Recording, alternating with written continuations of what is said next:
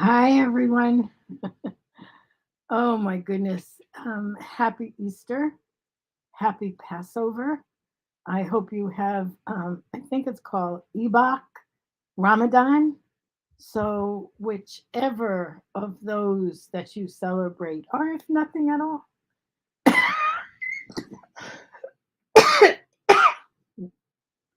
I welcome you um, on this Easter morning. So, I'm going to do a quick catch up and just say that I'm much better, but I'm still have a fairly hacking cough.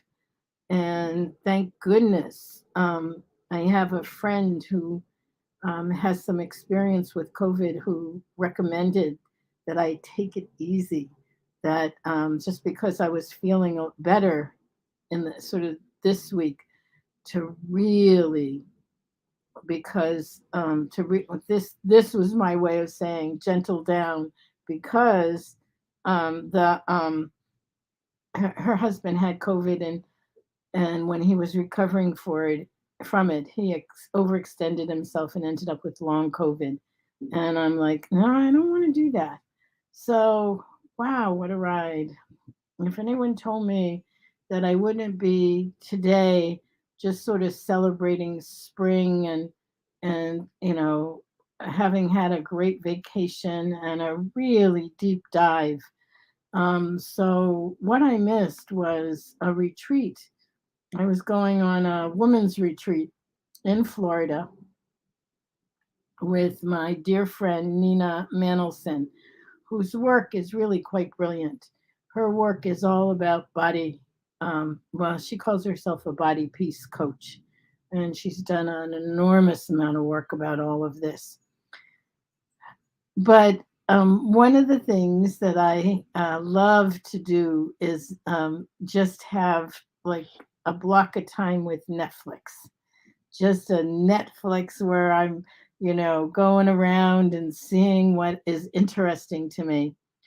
And yesterday I watched Brene Brown.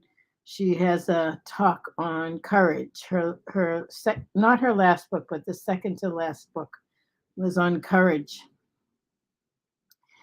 And I posted her TED Talk, her first TED Talk, which was a number of years ago, is on vulnerability. And um, it's a funny thing. It's not a funny thing.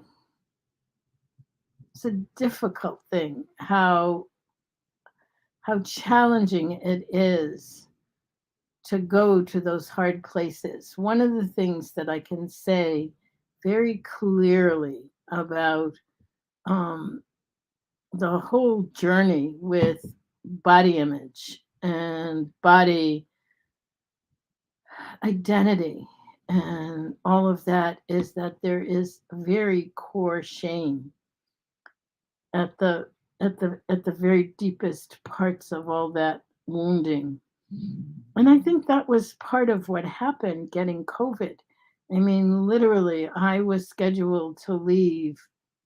Bella's here, just so you know. Bella's here. She joins us for the Sunday morning vlogs. So just as I was about to leave, I got COVID. I mean, I I tested because I was traveling, and I was supposed to leave on Saturday 2 weeks ago, and I tested on Friday. That was it. I couldn't move. And there's interesting because all of the ins and outs around my body. I'm not going to talk about me. About my body was so much a part of the journey. Even with COVID, I couldn't move for days. I mean, really, way over a week. But the fact, number one, that I'm here, I mean, it's another one of those touch and go, almost died situations. If it wasn't for the medication, I honestly don't know what would have happened. And being in that place of fragility, of vulnerability, really, that Bella just took off. She's going. So it, it it's it's a place of discovery. Um, there was a moment when I could barely breathe, and I thought the medication I took, it's like I hope it works. If it didn't work, I'm sure I would have ended up hospitalized. But it did work, and here we are. And it's spring, and it's Easter and Passover. Easter being the celebration around awakening, redemption, and Passover being about freedom, just being able to have that freedom. And I think to myself, there's more. There's more to discover, there's more to live. And we have, I posted the link. Um, we posted where we have our webinar coming up. Sorry, guys, I still have COVID brain. It's not going to go away right away. It's going to take another week or so, hopefully. um, but I want to talk because our symposium is coming up, and it is a phenomenal symposium. I'm always shocked. It's always like takes me aback that we end up with some of the best people in this field. So this particular symposium is on the keto way of eating. It's called Keto Revolution for Lipedema and Lymphedema. And the thing that's new for me and what we're doing um, that I think is so important is our model is a multi dimensional approach. It's a holistic approach that we look at physical, mental, and psychological, emotional, spiritual, and social. And so much of what we do is based in the model of community, of that we are really here for one another. We support one another through good times and bad times, questions, what are we trying to do?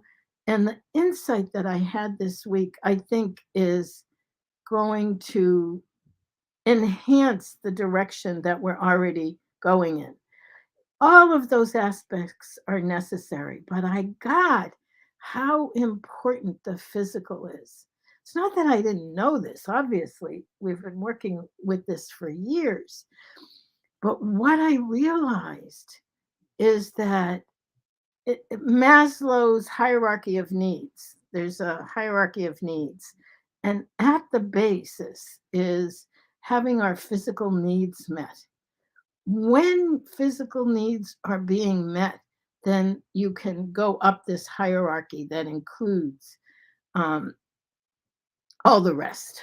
And I'm actually going to go through it a little bit in the webinar. There's also a link. We have a free webinar coming up, which is part of what I'm sharing is this realization. And the thing that I realized is how much pain that so many of us live with. I became used to the pain. I know many ladies have said to me and in different webinars and in different groups, I didn't even know. I thought everybody had pain. I thought this was the way everybody felt. Well, it's not. And I had it especially exacerbated with the COVID. I spent, um, I got diagnosed on Friday, but it had been growing for days, so by the time I finally got it diagnosed, it was pretty erupted. And by Saturday, this is 2 weeks ago, I could feel pain, like excruciating pain in my chest. It was as if the virus was growing in my chest, and I could feel myself losing the ability to breathe. It was like I felt myself very slowly suffocating. And I was very conscious of it because I had done, like, I'm a researcher, you know that. I had done so much research and actually saw um, schemas and images of how the virus takes hold in the lungs and starts to grow. Well, the pain was excruciating. And again, I knew that I had to get the medication right away, so I started it on Friday night, and so by the 3rd dose and Sunday morning 2 weeks ago, I could feel it starting to diminish. So I knew I was gonna be okay, and I knew I would get through it. But there's this place, and I think it's in all of us, especially those of us who deal with the kind of pain that we deal with, that really goes through number one, and I'm bringing it back to Brene Brown, um, that goes through the shame and vulnerability. This that makes absolutely no logical sense, but there's shame about being in pain. Like, at the very core around lipedema is it's got to be my fault. That was the very first insight that I had. I mean, it's not my fault. I mean, there's something actually physiologically wrong. And in that whole process, I realized that there was underlying shame about it, like that something was fundamentally wrong with me because I was in pain. And um, and that was something when Brene Brown was giving her talk yesterday that I saw on Netflix on courage, and she was talking about bravery and realizing that, oh my God, hey, ladies, we are brave every single day because that whole place of resolving pain, the first thing is realizing that the pain is not natural. You know, pain is a messenger. Its purpose is to say, hey, something's wrong. Then you do something about it. So I'm saying all of this and sharing all of this because we have a free webinar coming up this Wednesday. And I realized that we have spent so much time and energy, rightfully so, on nutrition and what you can do and CDT, conservative treatments, and different treatments for lipedema and lymphedema. And I have recently really focused on the pain element. So we're going to be looking at that. And and I'm only going to say that much. Come, be part of it. If you stay till the end of the actual webinar, we have, of course, we have surprises for everyone. We're doing some freebies, but you have to stay till the end. Um, so there's a link. It's this Wednesday night, and it is going to feature, well, Gail Straker, who's our community manager, and I will be hosting it. And we're featuring Less Than Keith, who is just remarkable. We've been working together for years, and someone that started to work with us recently, Brian Hayward. Brian's expertise, he comes from a background as a chemical engineer. And so from that background, he did an enormous amount of research because he himself was in pain. He has arthritis, and he'll talk about it a little bit.